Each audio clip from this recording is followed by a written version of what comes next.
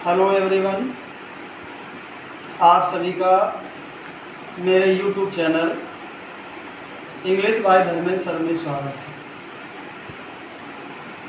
आज मैं आप लोगों को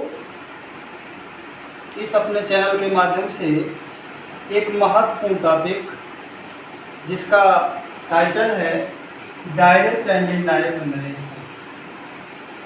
direct and indirect narration.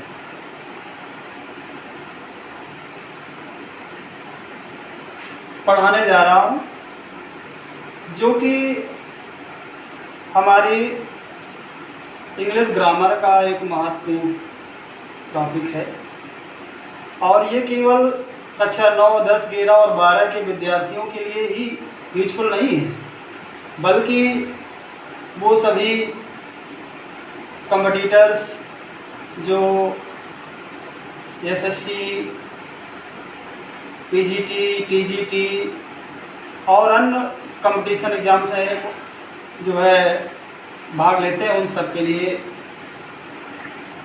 Beneficial होगा। तो बिना टाइम वेस्ट किए हुए हम लोग अपना टॉपिक आरंभ करते हैं, डायरेक्ट एंड इनडायरेक्ट नरेशन। तो सबसे पहले हम जो है इस टॉपिक पर ही चर्चा कर लेते हैं, डिस्कस कर लेते हैं, प्रकाश डाल लेते हैं।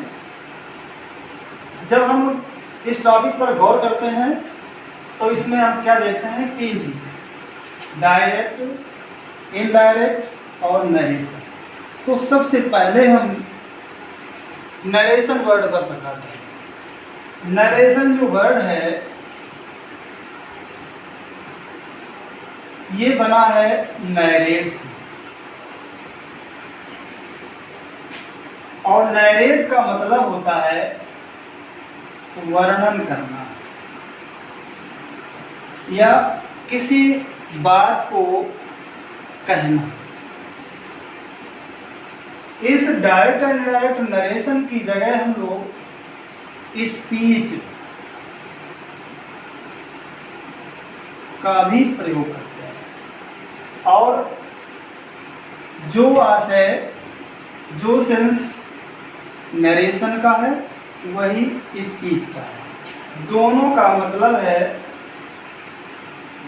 किसी बात को कहना या बोलना।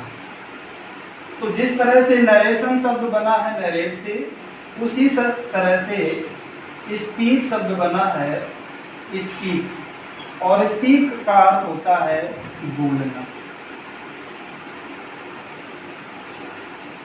अब किसी बात को जब हमें बोलना होता है तो जो बोलता है उस बोलने वाले को कहते हैं स्पीकर, और स्पीकर को हिंदी में कहते हैं वक्ता। और वक्ता का तो आप अच्छी तरह से मतलब समझते हैं कि वक्ता अर्थात बोलने वाले को हम वक्ता कहते हैं। अब बात आती है डायरेक्ट और इनडायरेक्ट। तो डायरेक्ट नरेशन क्या होता है? डायरेक्ट नरेशन इसको हिंदी में कहते हैं प्रत्यक्ष कथन।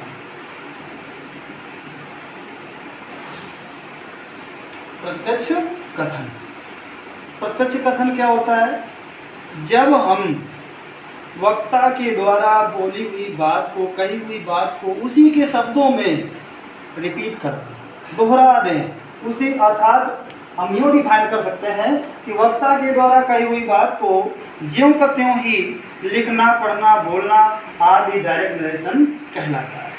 अब डायरेक्ट नरेशन को हम दो भागों में बांट सकते हैं, अर्थात चाहे यूँ आप कह सकते हैं कि डायरेक्ट नरेशन के दो भाग होते हैं।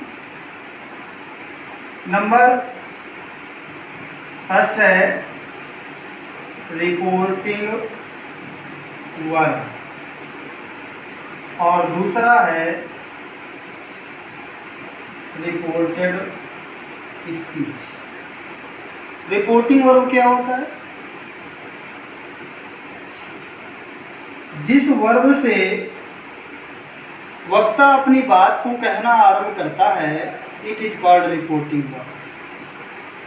जिस वर्ब से वक्ता अपनी बात को कहना या बोलना आरंभ करता है उसे हम रिपोर्टिंग वर्ब कहते हैं। लेकिन हम और इसको सरल तरीके से समझने के लिए यूँ कह सकते हैं कि डायरेक्ट नरेशन का वह भाग जो इन्वर्टेड कामा के बाहर होता है, वो इस तरफ भी हो सकता है और इस तरफ भी हो सकता है। तो डायरेक्ट नरेशन का वह भाग जो इन्वर्टेड कामा के बाहर होता है उसे हम रिपोर्टिंग वर्ब कहते हैं। लेकिन अगर ग्रामेटिकल हम अगर डिफाइन करें तो कैसे करेंगे कि जिस वर्ब से स्पीकर वक्ता अपनी बात को कहना आरंभ करता है उसे हम रिपोर्टिंग वर्ब कहते हैं। अब आते हैं रिपोर्टेड स्पीच। इसको रिपोर्टिंग स्पीच भी कह सकते हैं। तो रिपोर्टेड स्पीच क्या है? रिपोर्टिंग वर्ब के सब्जेक्ट के द्वारा जो कुछ भी बोला जाता है, कहा जाता है, उसे हम रिपोर्टेड स्पीच कहते हैं। लेकिन अपनी सुविधा के लिए और सरल ढंग से समझने के लिए हम इस तरह से भी कह सकते हैं कि डायरेक्ट नरेशन का वह भाग जो इन्वर्टेड कामा के अंदर होता है उसे हम रिपोर्टेड स्पीच कहते हैं। तो अभी तक हमने क्या पढ़ा? डायरेक्ट नरेशन किसे कहते हैं? डायरेक्ट नरेशन में हमने डिफाइन किया कि वक्ता के द्वारा, स्पीकर के द्वारा कही हुई बात को ज्यों कत्यों लिखना, पढ़ना, बोलना आदि डायरेक्ट नरेशन कहलाता है। फिर हमने डायरेक्ट नरेशन के दो भाग किए, रिपोर्टिंग वर्ब और रिपोर्टेड स्पीच। इसको हमने पढ़ लिया, परिभाषित कर लिया कि रिपोर्टिंग वर्ब में क्या बताया हमने कि जिस वर्ब से वक्ता अपनी बात को कहना या बोलना आरंभ करता है उसे हम रिपोर्टिंग वर्ब कहते हैं। दूसरी तरह भी हमने और सरल करके डिफाइन करने का प्रयास किया कि डायरेक्ट नरेशन का वह भाग जो इन्वर्टेड कामा के बाहर होता है उसे हम रिपोर्टिंग वर्ब कहते हैं। अब बात आई रिपोर्टेड स्पीच की। तो इसमें हमने बताया कि रिपोर्टिंग वर्ब के सब्जेक्ट के द्वारा जो कुछ भी कहा जाता है, बोला जाता है, चाहे यूँ कह लीजिए कि वक्ता के द्वारा जो कुछ भी बोला जाता है, कहा जाता है, उसे हम रिपोर्टेड स्पीच कहते हैं। और सरल तरीके से हमने समझाने का प्रयास किया वो किस ढंग से कि डायरेक्ट नरेशन का वह भाग जो इन्वर्टेड कामा के अंदर लिखा होता है उसे हम रिपोर्टेड स्पीच कहते हैं। तो अब सामान्य रूप से हमें ये याद रखना है कि क्या रिपोर्टिंग वर्ब है और क्या रिपोर्टेड स्पीच है, या किसे रिपोर्टिंग वर्ब कहेंगे और किसको रिपोर्टेड कहेंगे। तो सीधा सा क्या याद रखना है हम लोगों को कि डायरेक्ट नरेशन का वह भाग जो इन्वर्टेड कामा के बाहर होता है रिपोर्टिंग वर्ब कहलाता है। डायरेक्ट नरेशन का वह भाग जो इन्वर्टेड कामा के अंदर होता है वो रिपोर्टेड स्पीच कहलाता है। अब ये तो हमने पढ़ा डायरेक्ट नरेशन को। अब दूसरा आया इनडायरेक्ट नरेशन।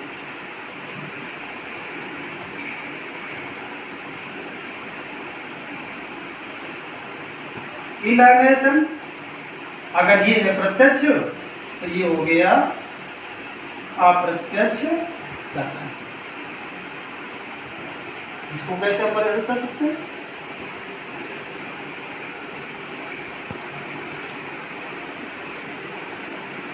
इनडायरेक्ट नरेशन अप्रत्यक्ष कथन, वक्ता के द्वारा कही हुई बात को ज्यों कत्यों न लिख करके उसका भाव अपने शब्दों में व्यक्त करना इनडायरेक्ट नरेशन कहलाता है। क्या हमने बताया कि वक्ता के द्वारा कही हुई बात को ज्यों कत्यों न लिख करके उसका भाव अपने शब्दों में व्यक्त करना इनडायरेक्ट नरेशन कहलाता है। अब एक सेंटेंस के माध्यम से हम और क्लियर कर लेते हैं कि क्या रिपोर्टिंग वर्ब है और क्या रिपोर्टेड स्पीच है,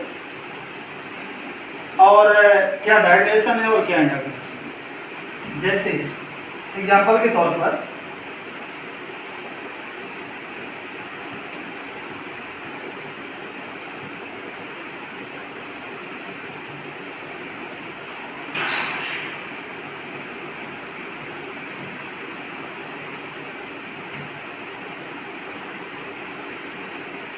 सेंटेंस हमने लिखा, he said Rahul is my best friend. ये हमारा कौन सा हो गया?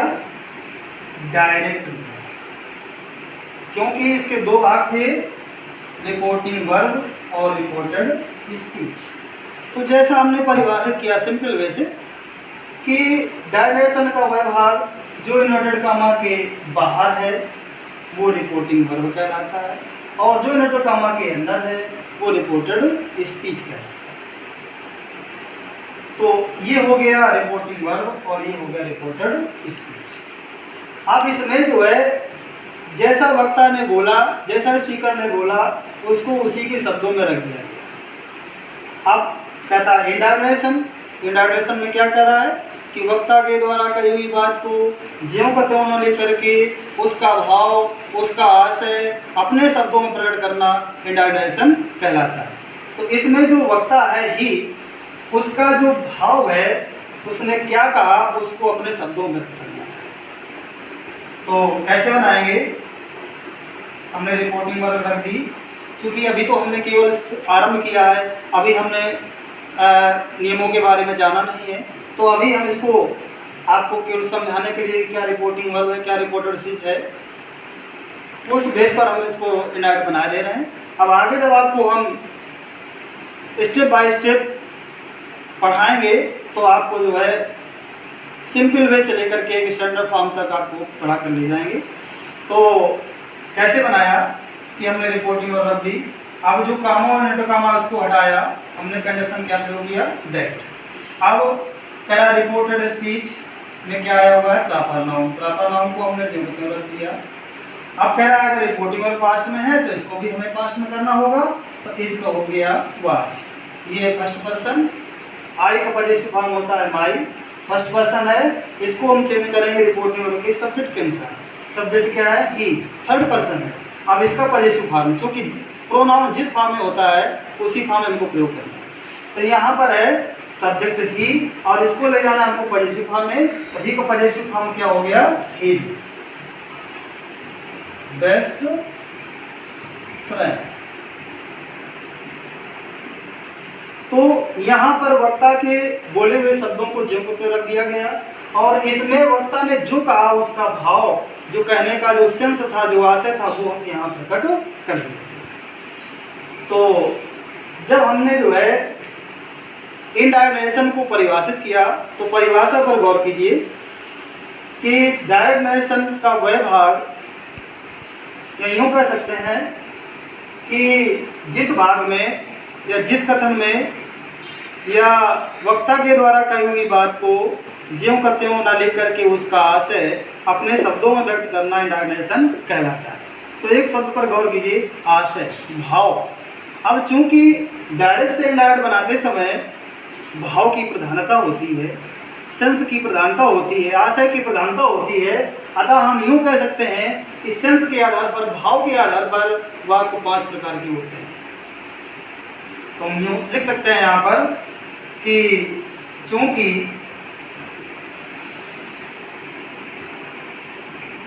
इनडायरेक्ट बनाते समय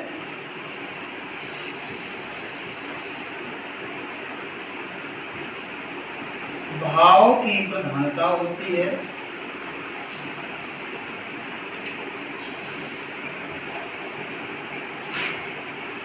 अतः भाव के आधार पर वाक्य 5 प्रकार के होते हैं।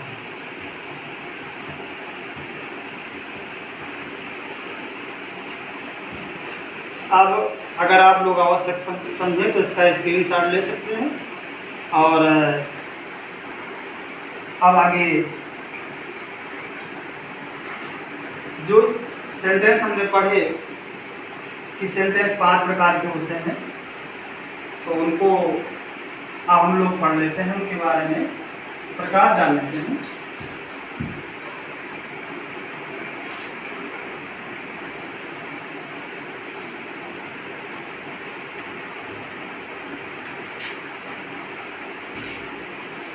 तो सेंटेंस भाव क्योंकि भाव की प्रधानता होती है डायरेक्ट से इनडायरेक्ट बनाते समय, तो भाव के आधार पर सेंटेंस 5 प्रकार के हैं।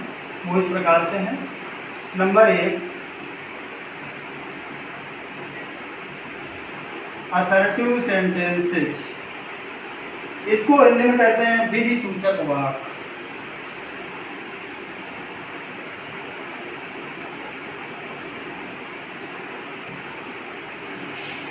Number 2, interrogative sentences.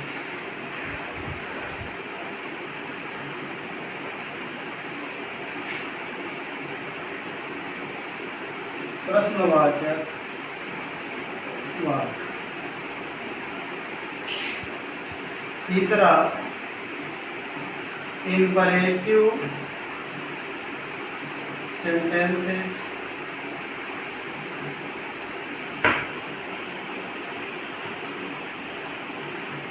आज्ञा सूचक वाक्य। चौथा, ऑप्टेटिव सेंटेंसेस।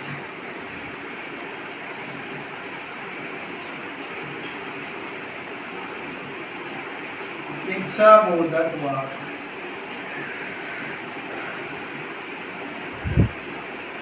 और पांचवा, एक्सक्लामेटोरी सेंटेंसेस। विस्मय बोधक वाक्य।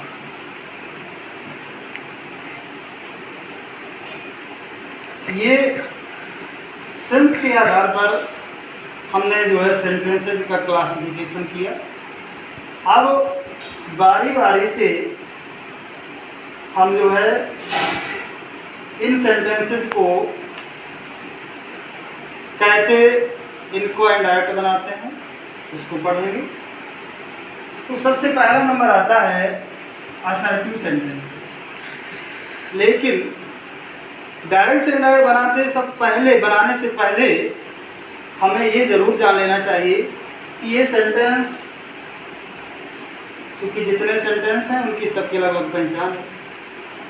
तो जब तक हमें सेंटेंस को पहचानना ना आएगा तब तक हमारे लिए इन सेंटेंसेस का इनडायरेक्ट बनाना बड़ा मुश्किल हो जाता है। इसलिए सबसे पहले तो हमें इन सेंटेंसेस को पहचानना आना चाहिए कि जो दिया हुआ सेंटेंस है डायरेक्ट डायरेक्शन का वो कैसा है, असर्टिव है, इंटेरोगेटिव है, इंपरेटिव है, ऑपरेटिव है, एक्सक्लामेटोरी है।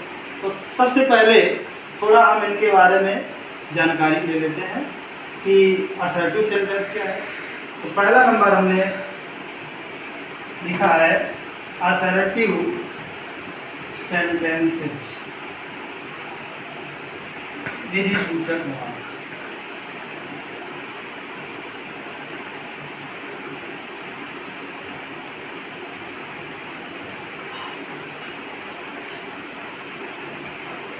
असर्टिव सेंटेंस क्या होता है? जिन वाक्यों में किसी कार्य अथवा घटना के होने या ना होने का बोध होता है उसे हम असर्टिव सेंटेंसेस कहते हैं। डेफिनेशन पर गौर करिए।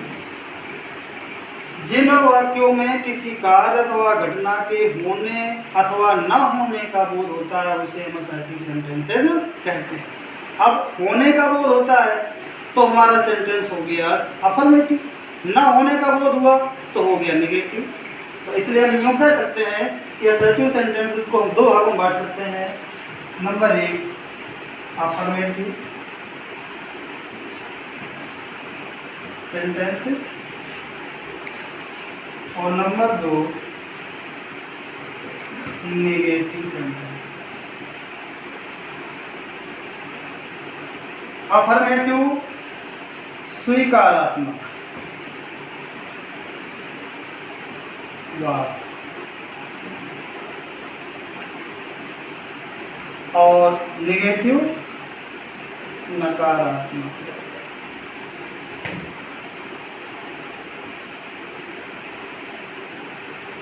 अफर्मेटिव जहां पर किसी घटना के होने को, कार्य के होने को मान लिया जाए, स्वीकार कर लिया जाए, हो गया अफर्मेटिव। जहाँ अफर्म किया जाए, नेगेटिव नकारात्मक जहाँ नकार दिया जाए, ना माना जाए, तो वहाँ क्या होगा, नेगेटिव। लेकिन दोनों ही सेंटेंस है, चाहे हमारा अफर्मेटिव हो चाहे नेगेटिव हो, दोनों की क्या पहचान है, इसमें पहले सब्जेक्ट आएगा और फिर उसके बाद वर्ब आएगी। तो सेंटेंस जो हमारा असर्टिव सेंटेंस का क्रम क्या होगा, पहले सब्जेक्ट बाद में होगा। तो हम पहचान लेंगे कि हमारा सेंटेंस कैसा है, असर्टिव। जैसे I am learning my lesson,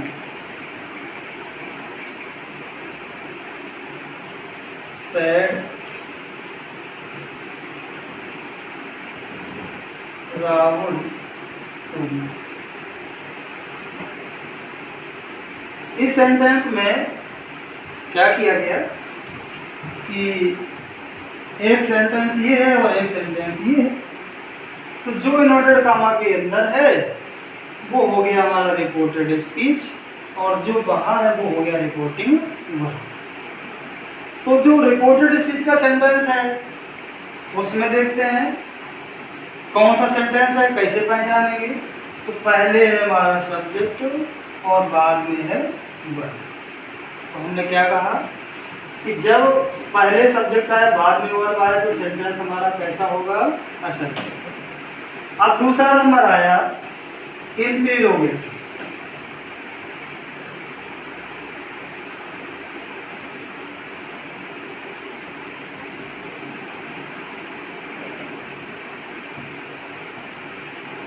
प्रश्नवाचक वाक्य,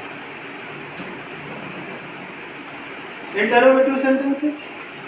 जिन वाक्यों में किसी प्रश्न के किए जाने या कराए जाने का बोध होता है उसे इंटरोगेटिव सेंटेंसेस कहते हैं। जिन वाक्यों में किसी प्रश्न के किए जाने या कराए जाने का बोध होता है उसे इंटरोगेटिव सेंटेंसेस कहते हैं। अब ये सेंटेंस हमारे दो प्रकार के होते हैं। Number 1 tag questions,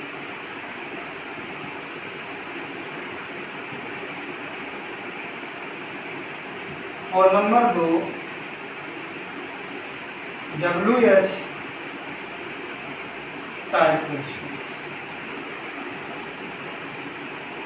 tag questions इस प्रकार के सेंटेंसेस के अंतर्गत वे इंटरोगेटिव सेंटेंस आते हैं जो किसी न किसी हेल्पिंग वर्ब सहायक क्रिया से आरंभ हुए होते हैं। इस प्रकार के अर्थात टैग क्वेश्चन के अंतर्गत वे इंटरोगेटिव सेंटेंसेस आते हैं जो किसी न किसी हेल्पिंग वर्ब सहायक क्रिया से आरंभ हुए होते हैं। डब्ल्यूएच टाइप क्वेश्चन क्या होता है, इस प्रकार के सेंटेंसेस के अंतर्गत वे इंटरोगेटिव सेंटेंस आते हैं जो कि किसी न किसी क्वेश्चन वर्ड जैसे हु, हुम, हुज, व्हाई, व्हेन, वेयर आदि से आरंभ हुए हो। लेकिन दोनों की पहचान क्या है, जिस तरह से असर्टिव में पहचान थी कि पहले सब्जेक्ट बाद में वर्ब, इसकी पहचान क्या है, पहले वर्ब और बाद में सब्जेक्ट। जो असर्टिव का जो ऑर्डर था, जो क्रम था, वो चेंज हो गया। इसमें पहले सब्जेक्ट था बाद में वर्ब है, इसमें पहले वर्ब है और बाद में सब्जेक्ट। अब तीसरा नंबर आता है, आप चाहें तो इसका स्क्रीनशॉट ले सकते हैं।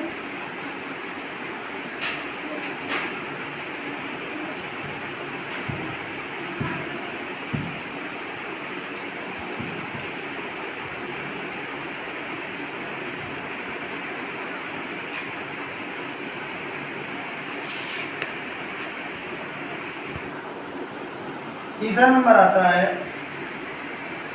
Imperative sentences.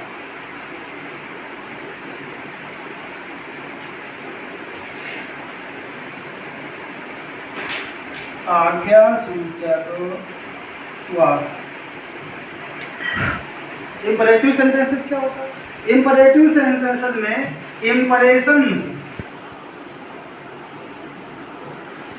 इंपरेशंस दशाएं, स्थितियां की कार्य किस हालात में, किस स्थिति में, परिस्थिति में हुआ है वो बोध कराया जाता इस तरह से इसको हम परिभाषित कर सकते हैं कि जिन वाक्यों में आदेश, प्रार्थना, सलाह अथवा विनम्र निवेदन, जिन वाक्यों में आदेश, प्रार्थना, सलाह अथवा विनम्र निवेदन आदि जैसी दशाओं का बोध होता है, उन्हें हम इंपरेटिव सेंटेंसेज कहते हैं। ये जो सेंटेंसेज होते हैं ये किसी न किसी फाइनाइट वर्ब से आरंभ होते हैं। किस वर्ब से आरंभ होते हैं? फाइनाइट वर्ब से। तो कह रहा है कि ये जो सेंटेंसेज होते हैं किसी न किसी फाइनाइट वर्ब से आरंभ होते हैं और इन सेंटेंसेज का जो सब्जेक्ट होता है, इन सेंटेंसेज का जो सब्जेक्ट होता है वो हमेशा यू, जो कि छिपा रहता है, और छिपा रहता है वो हम कहते हैं इंग्लिश में अंडरस्टूड। ठीक, अब हम ये कैसे जाने कि इसमें सब्जेक्ट यू है, ये फाइनाइट वर्ब से आरंभ हुआ है? तो हम इसको जो है अपनी सुविधा के लिए और आसान करने के लिए इसको भी बांट सकते हैं। तो हम इंपरेटिव सेंटेंस को भी दो भागों में बांट सकते हैं। पहला अफर्मेटिव सेंटेंसेस और दूसरा निगेटिव सेंटेंस। अफर्मेटिव सेंटेंसेस पीछे हम पढ़ चुके हैं, बता चुके हैं, स्वीकारात्मक हुआ, नेगेटिव नकारात्मक। अब जो हमारा अफर्मेटिव सेंटेंस है इंपरेटिव सेंटेंस के अंतर्गत वो शुरू होता है मेन वर्ब, मुख्य क्रिया से, या फिर उसके पहले क्या लगा होता है? ऑलवेज।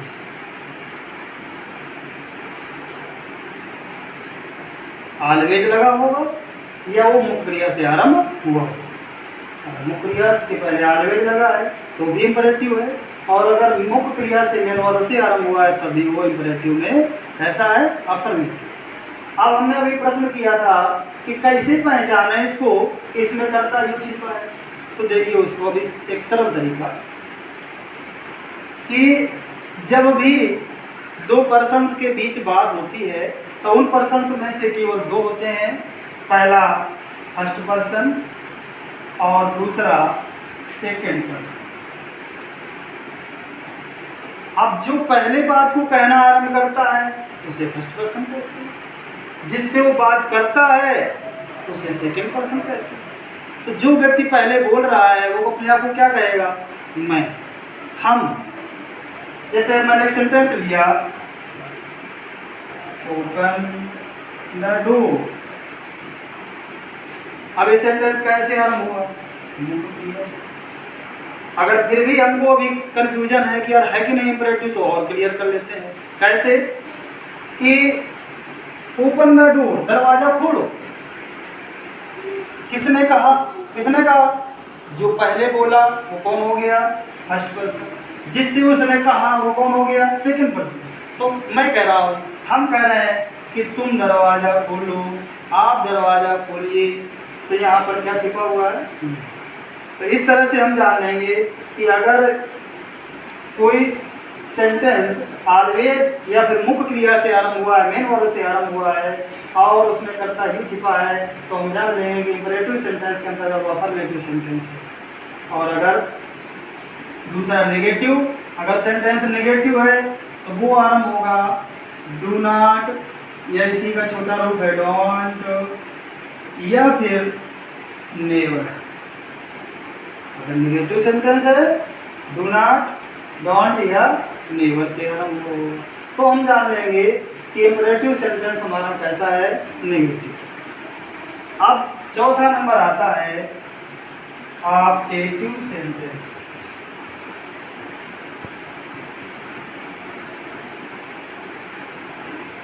इसको हिंदी में कहते हैं इच्छा बोधक वाक्य।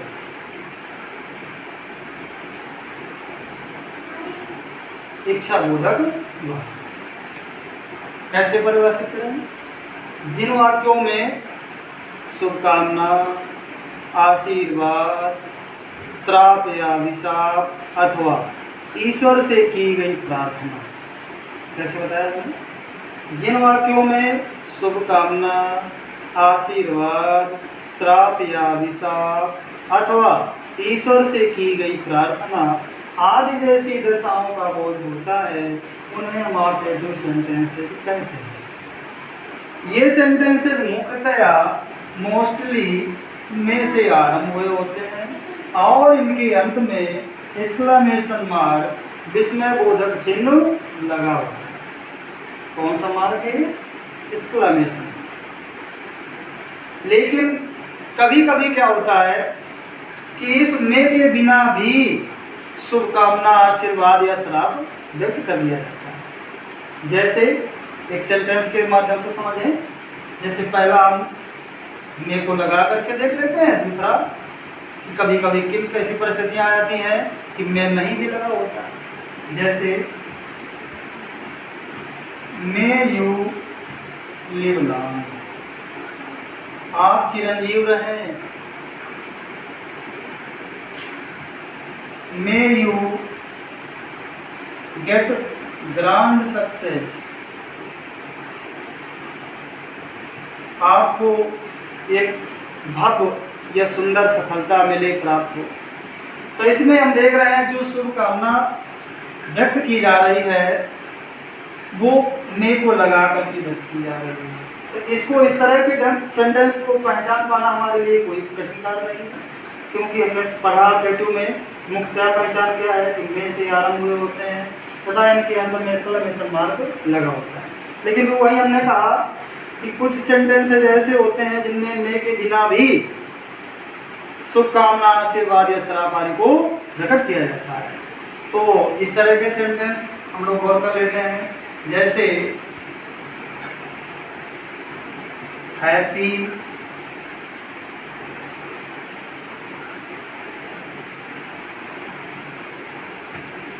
Diwali, happy new year. तो ये जो सेंटेंस था इसको पूरा ना बोल करके शॉर्टकट बोला, जबकि पूरा सेंटेंस क्या होना चाहिए? May you have a happy Diwali, may you have a happy new year. लेकिन सुविधा के दृष्टि से और सेंटेंस जल्दी में बोला जा सके इसलिए इन शब्दों का प्रयोग न करके केवल शॉर्टकट बोल दिया गया, happy Diwali, happy new year. अब इसके बाद पांचवा जो सेंटेंस था वो कैसा था? एक्सक्लेमेटरी।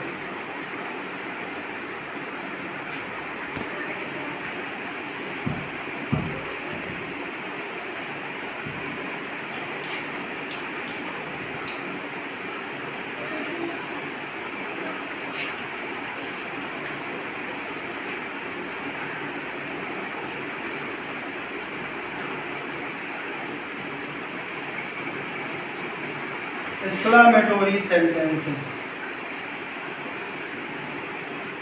विस्मय बोधक वाक्य। इसमें हम लोग कैसे जानेंगे कि दिया हुआ रिपोर्टेड स्पीच का जो सेंटेंस है वो एक्सक्लेमेटरी सेंटेंस है?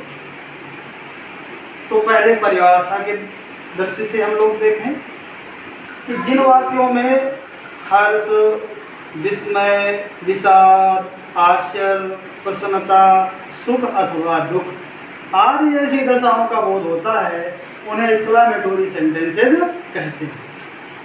जिन वाक्यों में हर्ष, विस्मय, विषाद, आश्चर्य, प्रसन्नता, सुख अथवा दुख आदि जैसी दशाओं का बोध होता है उन्हें एक्सक्लेमेटरी सेंटेंसेस कहते हैं। अब अगर इस तरह से हमको नहीं समझ में आ रहा है कि यार असर्टिव सेंटेंस को पहचानने में अभी हमें प्रॉब्लम हो रही है, अभी हम कंफ्यूज्ड हैं, तो उसका एक और तरीका है कि जो एक्सक्लेमेटरी सेंटेंसेस होते हैं इनमें किसी न किसी इंटरजेक्शन विस्मय बोधक शब्द या विस्मय बोधक अव्यय।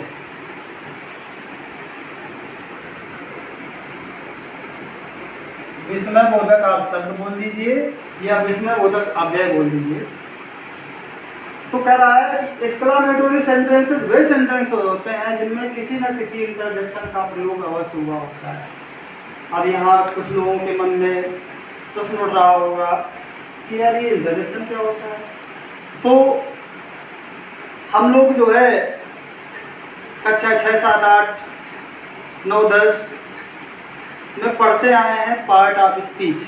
पार्ट ऑफ स्पीच जो कि हमारे इंग्लिश का ग्रामर का एक आधार है, बेस है, फाउंडेशन है, जो कि हमारे लिए बहुत ही महत्वपूर्ण है। और आगे हम जो है नेक्स्ट वीडियो में आपके सामने एक पार्ट ऑफ स्पीच से संबंधित वीडियो लाएंगे। फिलहाल अभी एक छोटी सी जानकारी इंटरजेक्शन के बारे में। तो इंटरजेक्शन पार्ट ऑफ स्पीच का ही एक छोटा सा हिस्सा है। Part of speech noun, pronoun, adjective, verb, adverb, preposition, conjunction और इंटरजेक्शन। तो इंटरजेक्शन क्या होता है? Interjection is that word which expresses sudden feelings of a heart. Interjection is that word which expresses sudden feelings of heart. अर्थात कहने का मतलब ये कि हृदय में अचानक उठने वाले भावों या विचारों को हम इंटरजेक्शन कहते हैं। अब जहां इंटरजेक्शन लगता है वहीं एक्सक्लेमेशन मार्क लगता है। अब हमने ऑब्जेक्टिव में भी पढ़ा कि एक्सक्लेमेशन मार्क लगता है और इसमें भी, लेकिन दोनों में डिफरेंस क्या है, अंतर क्या है? ऑब्जेक्टिव सेंटेंस में एक्सक्लेमेशन मार्क सेंटेंस के अंत में लगता है और एक्सक्लेमेटरी सेंटेंस में जो एक्सक्लेमेशन मार्क है वो जहां इंटरजेक्शन लगेगा उसी के तुरंत बाद लगेगा। जैसे एलास, हीट, नो मोर। अफसोस, खेद है, दुख है कि वो नहीं रहा। तो इसमें हम देख रहे हैं कि ये जो हमारा इंटरजेक्शन जहां हमने लगाया वहां एक्सक्लेमेशन मार्क प्रयोग किया, जबकि ऑब्जेक्टिव सेंटेंस में क्या था कि उसमें हम जो है एक्सक्लेमेशन मार्क बाद में प्रयोग करते थे। जैसे ऑब्जेक्टिव में क्या कर रहे थे हम लोग? May you have a happy journey. ये हो गया दोनों में अंतर। ये है जहाँ इंटरजेक्शन लगा हुआ एक्सक्लेमेशन मार्क लगा और ऑब्जेक्टिव में क्या था कि अधिकांशतया मोस्टली में से आरंभ होते थे और अंत में एक्सक्लेमेशन मार्क। तो गाइस, आज हम लोगों ने अपने टॉपिक डायरेक्ट से इनडायरेक्ट नेरेशन में, डायरेक्ट नेरेशन किसको कहते हैं, इनडायरेक्ट नेरेशन किसको कहते हैं, डायरेक्ट नेरेशन कितने भाग हैं, और फिर उसके बाद चूँकि डायरेक्ट से इनडायरेक्ट बनाते समय भाव की प्रधानता होती है तो भाव के आधार पर हमने सेंटेंसेस को 5 प्रकार से बांटा और फिर उनको हमने विस्तृत रूप से पढ़ा, उनकी जानकारी हासिल की, क्योंकि इनकी जानकारी के बिना हमारे लिए डायरेक्ट से इनडायरेक्ट बनाना बड़ा डिफिकल्ट होता। इसलिए हमने पहले इसकी जानकारी देने के आप लोगों को प्रयास किया है। तो अब जो है इसके आगे जो असर्टिव सेंटेंसेज है उसको हम नेक्स्ट वीडियो में कवर करेंगे। और आपने हमारा वीडियो वॉच किया इसके लिए आपको बहुत बहुत धन्यवाद। और अगर आपको वीडियो अच्छा लगा हो तो आप इसे सब्सक्राइब, शेयर और लाइक अवश्य करें। बहुत बहुत धन्यवाद।